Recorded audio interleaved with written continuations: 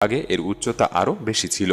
সময়ের সাথে সাথে পিরামিডের নিচের অংশ কিছুটা বালির নিচে তলিয়ে গিয়েছে এবং পূর্বের তুলনায় এর উচ্চতা কিছুটা কমে গিয়েছে। এবং যদি আপনি পিরামিড তৈরির নির্ভুলতার পরিমাপ অনুমান করেন, তাহলে একটি উদাহরণ থেকে জানতে পারবেন যে তারা আগে থেকেই পৃথিবীর সঠিক আকার এবং সৌর বিষুব সম্পর্কে অবগত ছিলেন।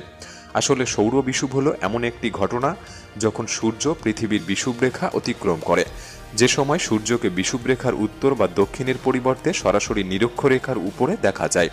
এই বিষুব দিবসে দিন এবং রাত 12 ঘন্টার হয়ে থাকে, যে ঘটনা প্রতি বছর দুবার ঘটে, প্রায় 21শে মার্চ এবং 23শে সেপ্টেম্বর। এখন মূল বিষয়টি হলো, যদি এই 12 ঘন্টাকে সেকেন্ডে রূপ দেওয়া হয়, তা হয় 43,200 সেকেন্ড, এবং 43,200 সেকেন্ডকে যদি গ্রেট পিরামিডের উচ্চতা 146.60 মিটারের সাথে গুণ করা হয় এবং ওই গুণফলকে যদি কিলোমিটারে রূপান্তর করা হয়, তা 6,333